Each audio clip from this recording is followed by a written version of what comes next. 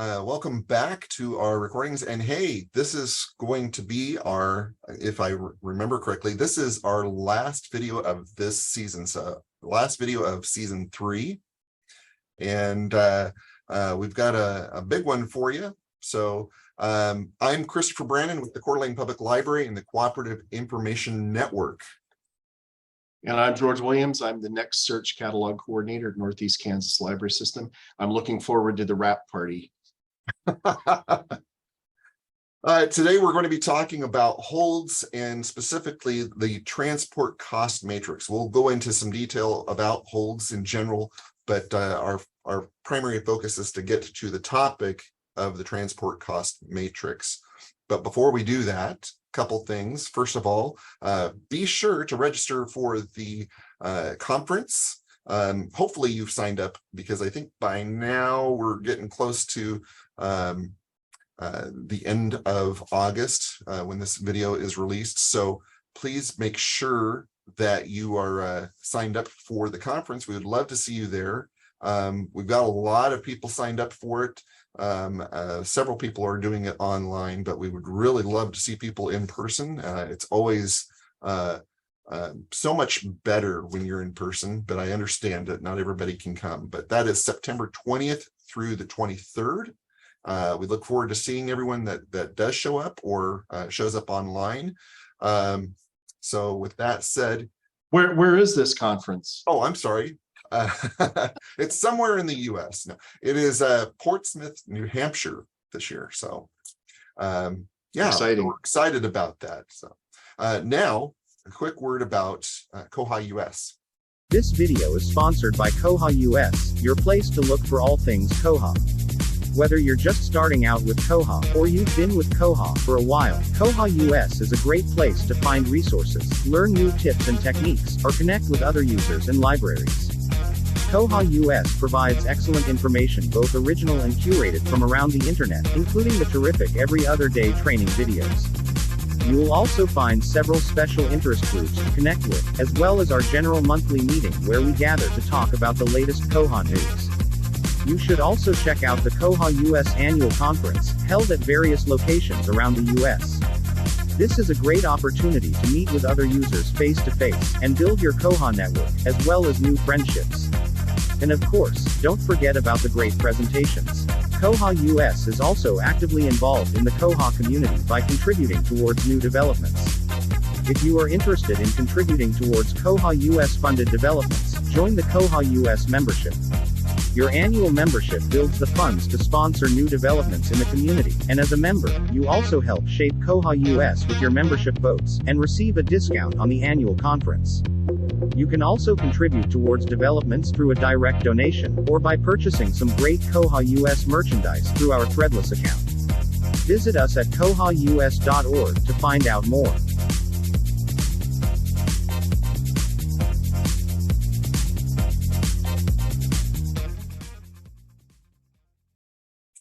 All right, George, why don't you kick us off on this topic? All right.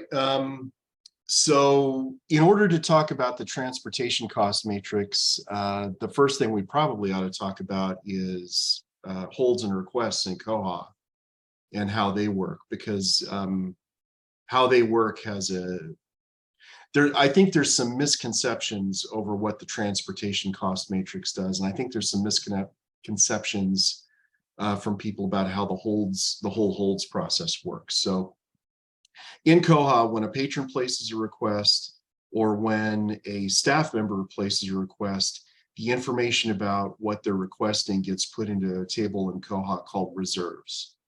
It has nothing to do with the reserves circulation functions. It's just a table called reserves. And I think it's because when Koha was created, in New Zealand, they might call requests and holds something else there, but the table is called reserves. So you place a request and the information gets put in there. It's going to include, what your user ID in Koha is, and what bibliographic record you're looking for, that you've requested is, what bibliographic record that item is on, and whether or not you want a specific item from that bibliographic record or any item from that bibliographic record will do. And then it's got things like the date and the expiration date and all that kind of detail about where you want to pick it up. So a lot of the things we're going to be talking about today, you know, the transportation cost matrix and holds. If you're at a single branch library with no branches, then all of the stuff we're going to talk about is kind of not important to you at all. Part of me would love to be at a single library with no branches and no courier. And that would, you know, most of the work I've done in my life has been in libraries that are in consortia. Out of the box, Koha, you know, if with a single library, I think, you know, the reserves work perfectly. Yes. Yeah, but when you're introducing more branches, you have some complication to that, and we're going to talk a little bit about the complications and how we use some of the tools in order to smooth that out as much as possible. So you place the request and it gets put in a table called reserves. And then there's a cron job in Koha, and I've got the name of the cron job. It's the holds queue report cron job. I think that's the name of it. Yeah, the actual Perl script is build_holds_queue.pl. And so you tell Koha to run this cron job at a regular interval. And this is what creates your holds queue report that you find on the circulation page in Koha. Is there a default time that this cron job runs, or is it just whatever the person sets it to? Yeah, it's the cron runs whenever you set it to. So you can set it to rebuild your holds queue every hour, every day, every couple of hours, 4 times a day, 5 times a day. It's all up to how the holds queue cron job is scheduled. I think we have ours set to every 15 minutes, actually. Ours is set to every 60 minutes at 8 minutes before the hour. And the reason it's set that way is because we've got 50 branches. And so what happens when you have a multi-branch system, that deserves a little bit of talking about right now is, so let's say I go into the Baser library this morning at 8 o'clock and I print the holds queue report, and I go out and I pull those items off the shelf. And it takes me 2 hours to do it. Once that report is an hour old, some of those items from that report might start showing up on holds queue reports at other libraries because of the way we've got our system set up to run. So if we ran it every 15 minutes, there's a chance that, you know, every time somebody runs that report at a different library, they're going to be getting a different report. Because of some other settings that you have. Because of some other settings, yeah. And so we have it set to run every hour so that the library that prints that off at 8 o'clock has an hour to find those things before the report's going to be updated. And I can say that there have been some improvements with the hold system recently. I think it started in 2205, but they did create a new way that the holds list is generated, because in the past, if you would run the holds list while it is rebuilding, you might not get an entire list. You might get a partial list. And now there's an option to turn on that will allow you to see a live version, and it will only update the list. It won't necessarily clear it off and rebuild it. Yeah, one of the changes that came about in 2205, is if I print that list at 8 o'clock and I check the top item off that list in and it generates the hold slip, if I print that report again, if I go to circulation and do holds queue report, that item, it used to be that item would still be on there. It'd be on there until the next time the holds queue regenerated. And so now if you check something in, that takes it off of that holds queue report. And that's what happens is holds queue reserves once an hour, or however often you have that holds queue cron job set up to run, takes the things from the reserves table, and it says, okay, I'm gonna put this item at the top of the queue into hold fill targets, and I'm going to assign it to this item at this library. And how holds queue, the holds queue report cron job decides which holds from reserves it's going to move to hold fill targets, and which items it's going to assign. That's what the holds queue report, that's what all these other system preferences and other things you can set up, that's kind of how it's defining what to do to the holds queue cron job. So they all go to reserves, and how they end up in holds fill targets depends on a bunch of system preferences. And how often that holds fill targets is rebuilt, it depends on how often you have the cron job set up to run. So one of the things that affects this is a system preference.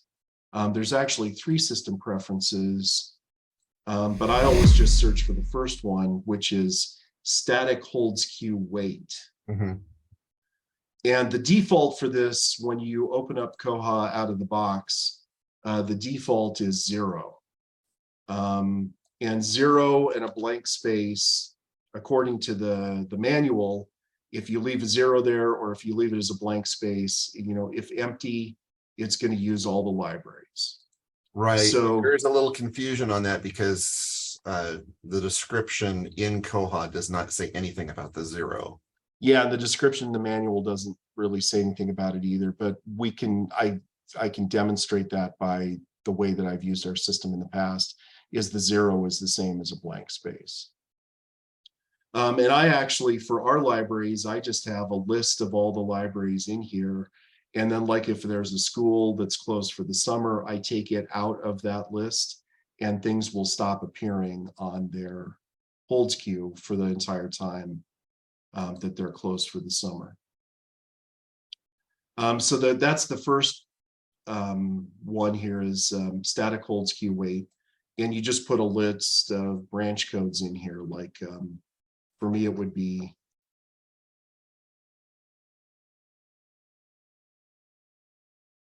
and I've got 52 or 51 of those different branch codes to stick in there. The second option here is holds queue skipped closed. You can tell it, based on a library's calendar, if you tell it to only fill holds when the library is open, to only rebuild the holds queue for that library when the library is open, then things are not going to be, then that holds queue cron job isn't going to take things from reserves and assign them to an item that is at a library that is closed on that day that the cron job is being refilled. And so in our system, I have this set to open. That way, if a library is closed, if a patron at Baser places a request on something that's at 3 libraries and 2 of them are going to be closed the next day, if that hold gets put onto the queue at a library that's closed, that's of no value to the patron. So I only have it set to, I have this preference set to open. And the other thing that I have set in our system is in random order. So if you just put an alphabetical list of the libraries of the branch codes into that StaticHoldsQueueWeight box, then the library at the top of the list is the one that's always going to be getting the holds. And if you want libraries gone through in a specific order, then you could put them in a specific order and have them do it in that order based on that drop down. But you do have the randomize set on there, and that's part of the reason why what you mentioned earlier is, when you run it again, it may not be on the same queue. Yeah. So Yeah, every if- time it runs that cron job, it's shuffling that request off to a different library, maybe, or it might, it's like you've mentioned in the past, it's a roll of the dice. It could end up on the same queue, it might end up on another one. That's the way I explain it to our member libraries, is that 8 minutes before the hour, Koha just rolls those dice, and maybe it's going to end up at a library that is going to print their holds queue during that hour. Maybe it won't. Our libraries are asked to run their holds queue report once a day in the morning, before the courier comes. And almost all of our libraries, not all of our libraries, but almost all of our libraries have daily courier service through the Kansas Library Express Courier. So one thing to note on this is if a patron places a hold, it will check, if I remember correctly, it will check the patron's home library first to make sure that the item is there or not. And if it isn't, then it'll go out to the holds queue for other libraries. Yeah, and that's what it says in the Koha manual. It says, by default, the holds queue will be generated such that the system will first attempt hold fulfillment using the library at the pickup location. So if something is available there, then it will default to your queue. Otherwise, it'll go out to another library's queue. Right. The other system. Go ahead. Well, what I was going to say, there is another system preference, though, that affects how holds are filled, and that's one called local hold priority. Exactly what I was going to mention. That's what you were going to say too. Yeah. Do you want to explain local holds priority? Yeah, local holds priority when set makes sure that if you have patrons at your library that are requesting an item, that they get priority over other requests. So regardless of the order that the requests were made, it's going to prioritize the requests from your library above all others. Yeah. And that has been a really good feature. We've had a lot of great feedback, when that feature came out, and then we've made some improvements to that since it came out. For our library in general, we had items that none of our other libraries had, and we wanted to share the wealth with that particular collection.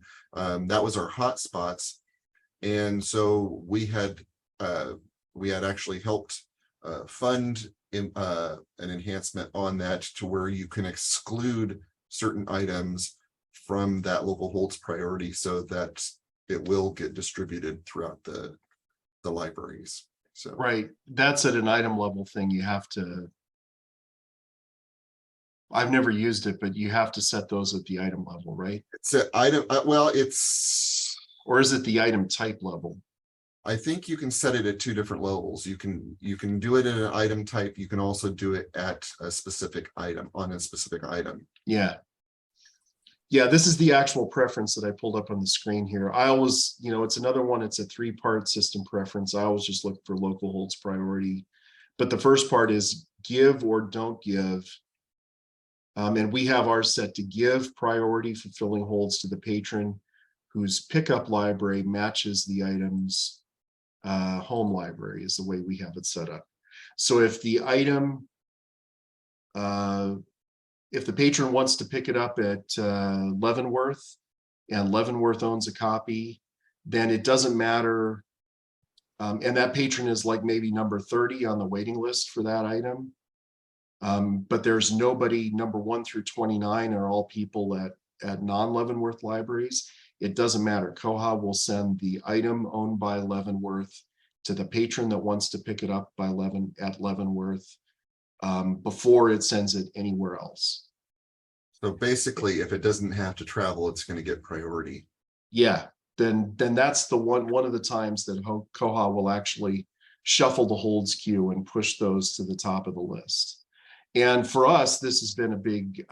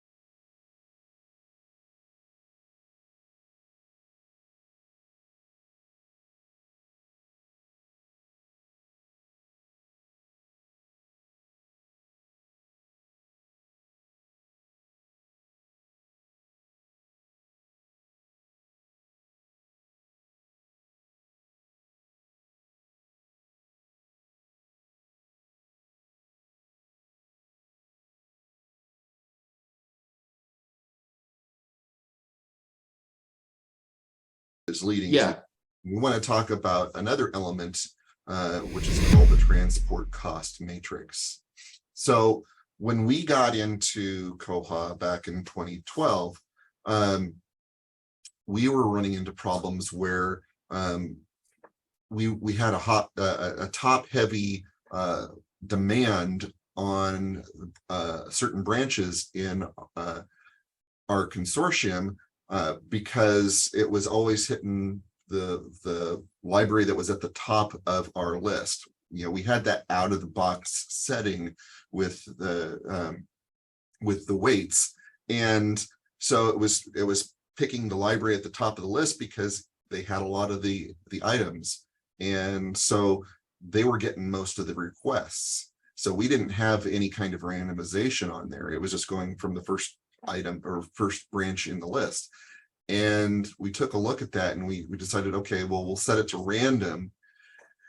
And, random did a decent job, but still we were seeing a lot of movement of items in places that really didn't make sense.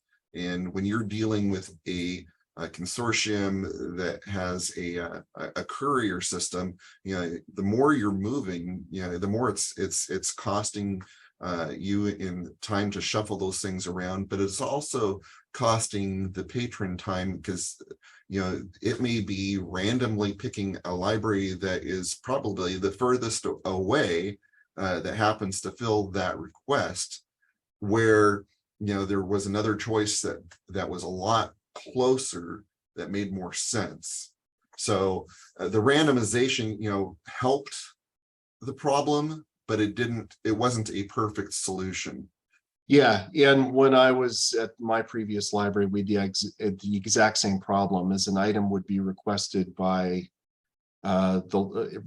somebody at the Beauville, Idaho library would place a request, and it might be at another library in that library district, in that county library, or it might be at a library that was in one of the bigger cities. But invariably, it would be the library that was furthest away and had the most number of couriers to move through in order to get from point A to point B. That'd be the one that would randomly be selected. And so if only there was a way to tell Koha which library would be most efficient to get another item from. By the way, before we talk about that, I just wanted to mention one aspect that we didn't talk about, and that is with the hold system, even though the item may be in a specific library's hold queue, if another item that can fulfill that request triggers, if somebody's doing a local use scan or they check in their item, it can fill that hold, even though that request is on somebody else's queue. So yes, if something comes up and is triggered and it's moving around in the system, it may fill that hold, even though it wasn't on their queue. So, right. But Koha does have a way, the question I asked there, if only there was a way. There is a way, and it's called the transportation cost matrix. Let me pull it up. Let me share my screen again. to be a little bit more accurate, it's the transport cost matrix. Yes. And to find it, you go to Koha administration, and it's under patrons in circulation, transport cost matrix. Now, the thing that's daunting about this, I've set this up on the koha-US demo site. There are 42 libraries in this system, which means there are 42 rows and 42 columns. So that's a lot of stuff to enter. But the way it works is, let's say, I've got the Gotham City Library main branch is in Gotham City. And if we scroll over here to the Metropolis Public Library main branch, if we find the place where that row and that column intersect, we can go in here and put a value in here that represents a cost It's not a dollar value, it's just a number. And I think most people default to distance. Yeah, that's what I think a lot of people default to. Distance is one way to look at it. For the time that I set this up for Latah County Library District, what I did is I sat down and I talked to our couriers, and I said, I need to know which libraries you go to and what order you go to them in. And I found out, that, there was a loop for the city of Lewiston. And I found the order that the driver went in through the city of Lewiston every day. He started at Lewiston Public Library. Then he would go to all of the public schools in Lewiston in this order. And then he would go over to Clarkston, Washington, and go to the public library there. And then he would do the schools in Clarkston. Then he would go back to Lewiston. That was his full day. And so the way that I gave it value was, I said, first off, any library that's in the same loop, that's on the same courier route, I'm going to give it a value of like 10. And so shipping from Lewiston to Lewiston High School was a 10. Mhm. And but shipping from Lewiston to from Lewiston High School to Camelot Elementary, that was something that was going to go, that was on the same loop. So I gave it a 10, but then it was going to have to go to Lewiston Public Library and spend the night there, because the courier had already, by the time they got to Lewiston High School, they had already been to Camelot Elementary. So the item was going to end up spending the night. It would be delivered the next day in a trip from Lewiston High School to Camelot Elementary. So then I gave that an additional 15, an additional number of 15, because I knew that that was going to end up spending the night. So the value for Lewiston to Lewiston High School was a 10, but the value for Lewiston High School to Camelot Elementary was going to be a 25, because it was going to end up having to spend the night somewhere. And I repeated this. So for every time an item had to spend the night somewhere, I gave it a score of 15. If it had to change couriers, that was usually an additional score. And so by the end of that, I came up with this list of, values. And that's what the transportation cost matrix does. So when hold fill targets is being built by the HoldsQ cron job, it takes the thing that it looks at each item on that's number one on the HoldsQ list that has something available to fill that request. And then it looks at it and it says, which of these values on the transportation cost matrix is lower? And then it tries to fill that request with the lowest value item on that transportation cost matrix. So a couple of things that it does not do, the transportation cost matrix does not do, is if you only have one item, like if the item is only available at one library, then the transportation cost matrix doesn't even come into play, because there is no choice to be made. The transportation cost matrix only works if there's a choice. So around the time that I worked on this, the Mockingjay books, or I don't remember the name of the author, they were really popular. And if there's 100 copies, if there's a bibliographic record and there's 100 items on it, and only one of them is available, there's no choice. So the transportation cost matrix doesn't play a role. Right. So those are a couple of things to remember. Is it's not going to matter if it only applies to the things that are available at the time that the HoldsQ is being rebuilt.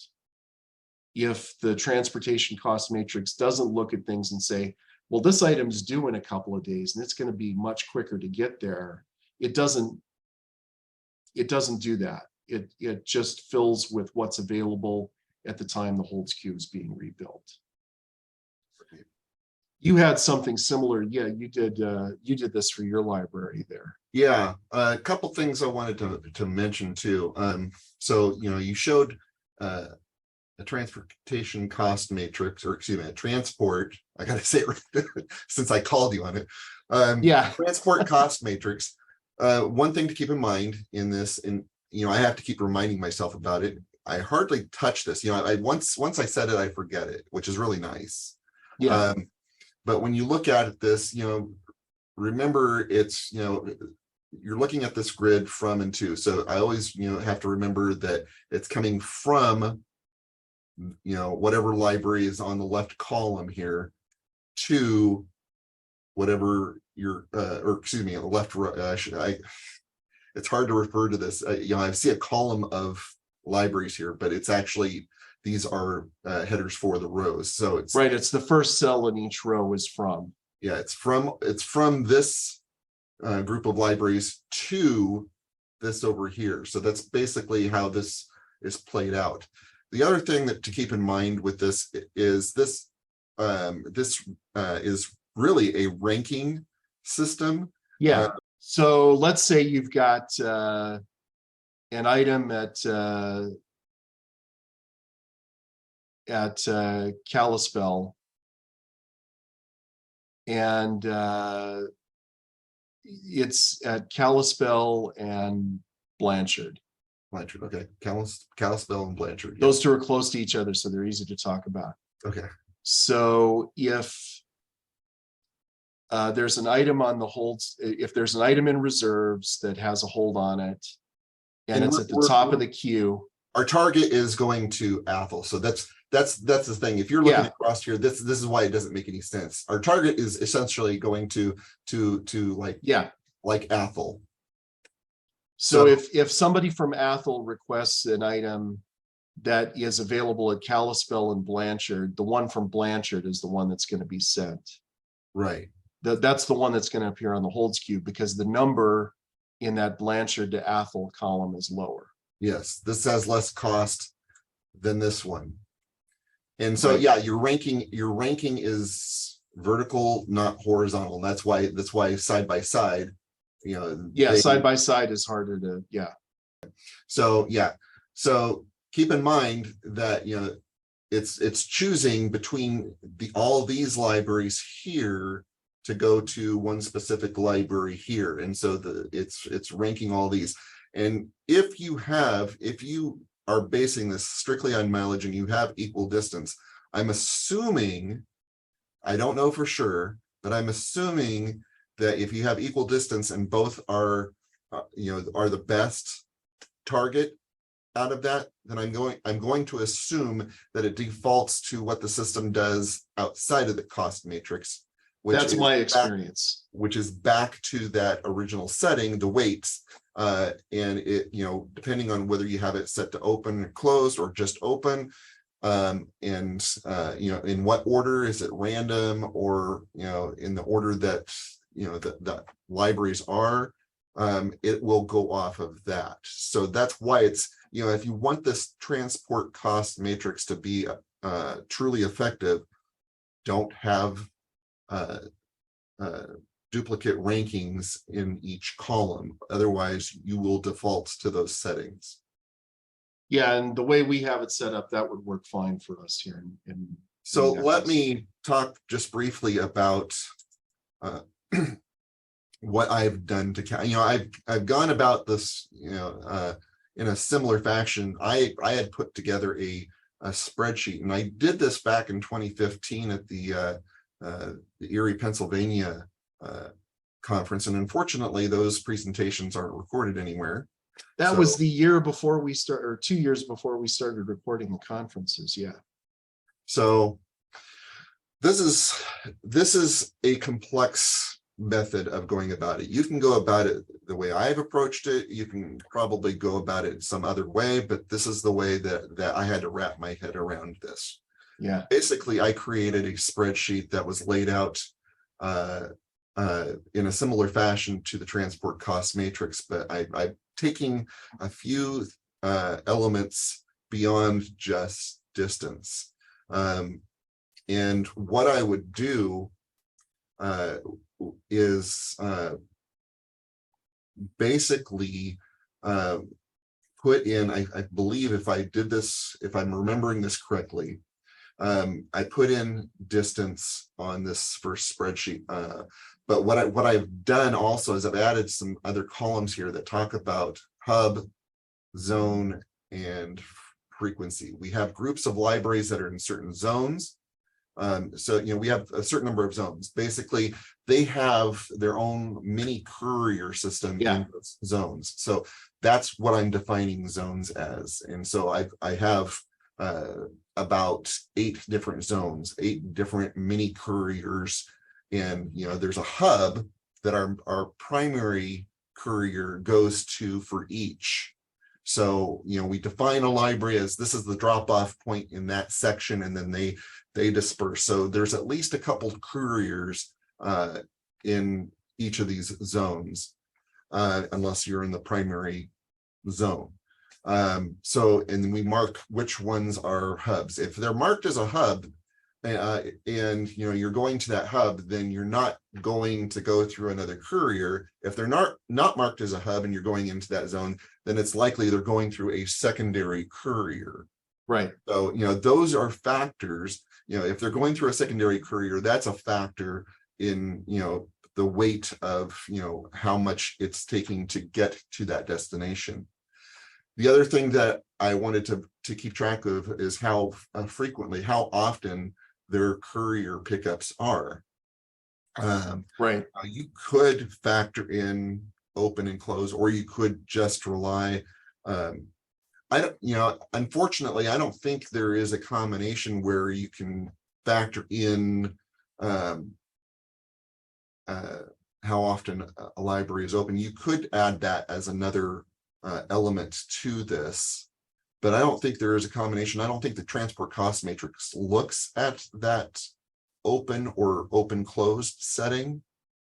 No, I don't believe it does. Yeah. But if the library is marked as closed, I don't think the cron job is even going to look, it is going to take that library into consideration as a possible hold fill target. So I do have a frequency column, and it looks at how many times in the week that library is doing a courier. We have libraries that are running a courier 5 days a week, some that are only doing it 1 day a week, some that are doing it 2, some one that's doing it 3 times a week, one that's doing it 4 times a week. So that's a factor as well. So if they're running more often, then it's going to get into the patron's hands quicker. If they're only going through one zone, and by the way, if it's possible that your courier could be going through multiple zones, not just 2. It could go through 3. It could be going from a zone on one end of your region, go through your main courier, and then go through a courier on the other end. So it is possible for it to be going through up to 3 couriers. Yeah, in Valnet, our biggest number was up to 4 couriers. There could be up to 4 separate couriers for an item. So, those were all factors that I wanted to kind of work into my calculations in figuring out, the cost of getting from one place to another. And so on this main page is primarily the distance. And then I'd have a page that would look at that information. And what I've done, my distances didn't go over the hundreds, the 100 place value. And so what I was doing was I was assigning different place values to help factor out these costs. And so if it landed within certain zones, if it did a certain number of hops, it would adjust the number. It would add to the 10,000th place on this value. And so that's why you have some that have a 10,000, some that have a 20,000. So the 10,000, there's 1 hop, and if there's 20,000, there's 2 hops. If there is no 10,000th place, then they didn't hop at all. They're staying within the same zone. So that's how that number is factored. And then I have another tab that looks at what we did with the zones and is changing the thousandths place based on how frequent they Right. That's complex. Yes, it is quite complex. And it gives me these huge numbers, which I didn't want to input on the transport cost matrix. And so I have another tab that basically ranks those values. So there's some calculation within Excel to say, take all the numbers in this column and, rank them from, from 1 to 28, which is how many libraries that we have. So basically it's ranking all those based on that last value in the frequency calc tab. And so it gives me a simple number to work with. So I don't have to plug in a 10,000 digit number or not a, you know what I mean? I know what you mean. Yeah. I don't have to plug in this huge number. I can just, it's basically a number from 1 to 28. And I color coded this so I could see, this is the easiest library to distribute to Athol as opposed to this was the highest. And why is there no 28? Well, because we don't assign a value if it's at the library, the same library, so we're not assigning it's a 0. Yeah. So the transport cost matrix doesn't even let you plug anything into that. So if it's to itself, you don't even have a value. So there's a ranking from 1 to 27 in there. And so I can kind of see what that looks like. And why I color coded this is so that I could compare it based on just distance alone. And this is, you can see there's a little bit of difference here just based on distance alone. So number 1, Hayden was the best choice to go to Athol, as opposed to just distance alone. Spirit Lake was chosen as the best. So that, right. So, that really distributed or evened things out for us and has worked well for us. Works so well, in fact, that I hardly ever have to touch this matrix or these calculations unless we add another library. And we did that a few years back. We've added another library. This is an older spreadsheet because I have a library I know that's not listed in here. But that's basically what we did with ours. So one thing I want to say is after looking at this spreadsheet, don't be daunted by the transportation cost matrix. You don't have to be as complicated as what Christopher did. Really what you're trying to do is you're trying to put in comparative values. So you're trying to ranking is a good way to describe this, is, you're trying to rank in each of those columns, which library is going to have the easiest, which courier route is going to take the least amount of time, really, is the way I ranked them when I did this for the Valnet Consortium. And, the transport cost matrix, it is daunting because there's a lot of data to plug in there.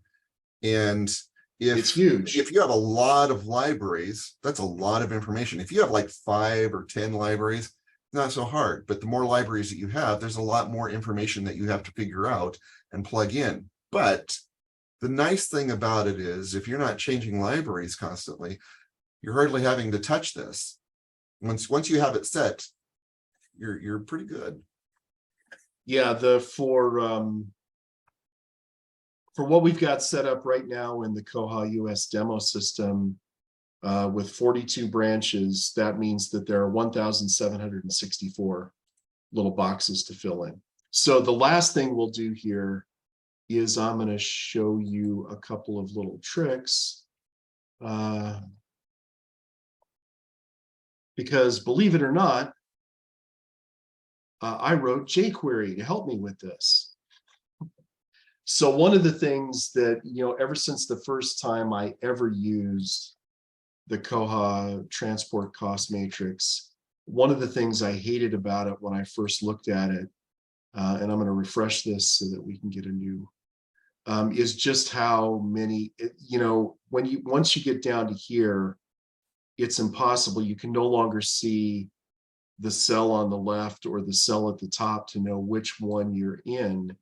So what I did is this first piece of jQuery that I've got here, which is already on the Koha wiki, it's been there for years, is a piece of code that will take it. If we go down here and click on Granville Community Library, it will pump that. You click on the name of the library in the left-hand column, and it will pump that to the top of the table so that you can scroll over and actually see, you know, the names of the targets on the name of the two libraries in the top row. So that's the first one I did, just to be able to say, you know, Benjamin Harrison Elementary School, if we push that at the top of the row, then it's a lot easier to track that with your eye. The other thing that I did, which is not on the koha-US, which is not on the Koha Community Wiki, is just a simple little piece of jQuery, and I have to reload this again, that will take it further, and it will highlight the row that you're hovering over. So both things to make it easier to follow with your eye what you're doing. Now, in order to enter a value, like if we want to add a value for Adams High School to Arkham Hospital Library, you have to click here and then click the checkbox and then input a value. If you're gonna really go in there and load values into all of these by yourself, what would really be convenient is if there was a piece of jQuery that you could stick in there. And let me reload this again. I create a button at the top of the page here. And if you click on this button, it takes a second or two to do it because it's doing a lot of cells on that table.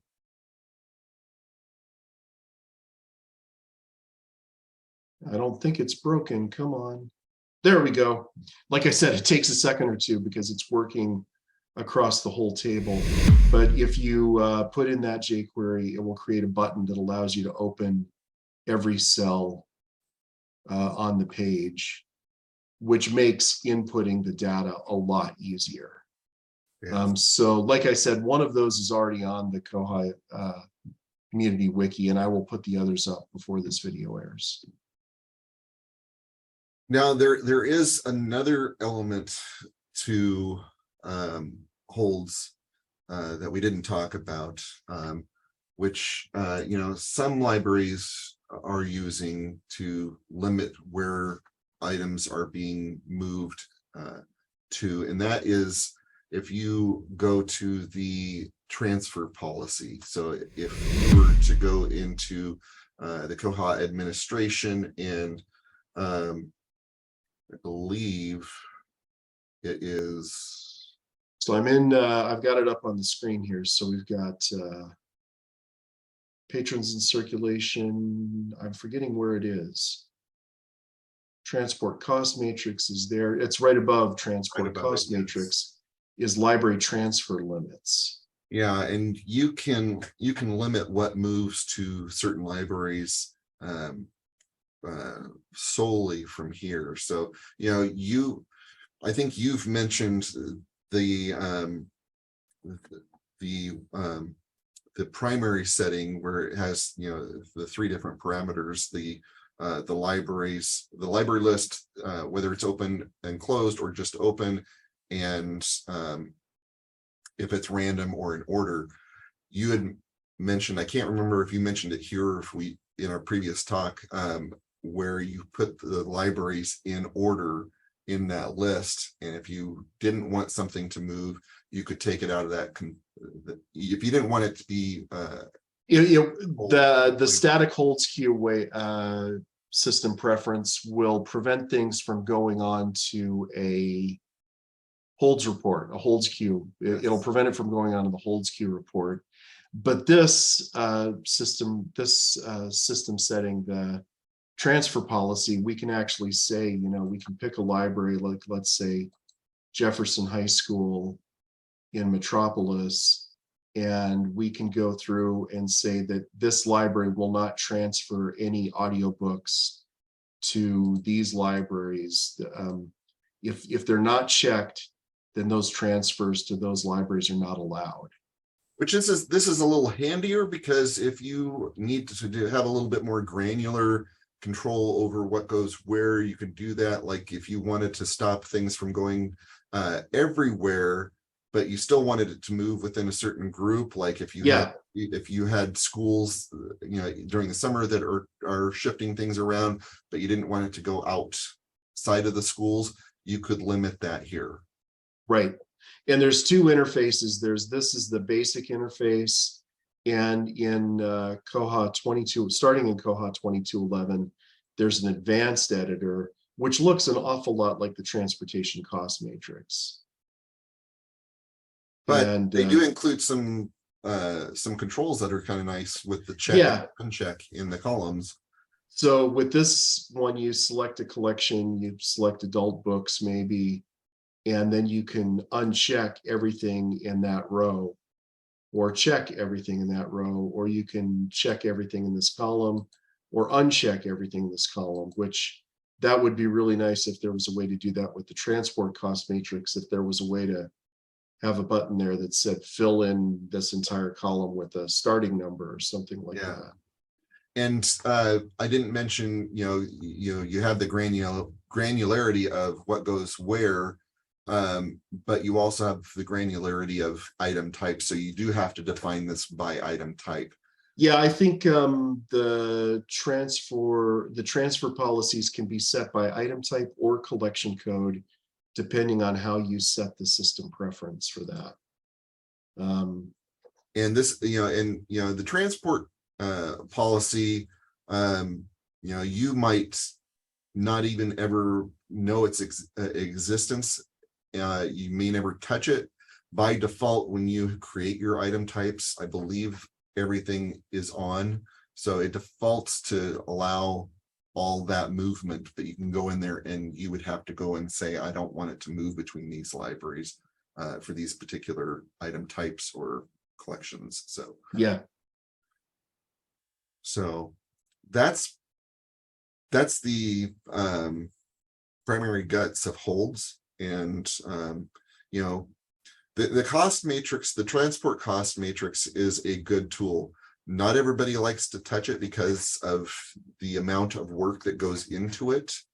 But if you're willing to tackle it and put some work into it, it took me a while to figure out those rankings, but once you figure out a good method to rank those movements and you put that in there, there's not a lot that you have to play with beyond that, unless you've added or removed a library. I think if you remove a library, I don't think you're any worse off. You're losing a ranking, but it still keeps the rankings between the remaining libraries. It's just really when you add a library where you need to recalculate things.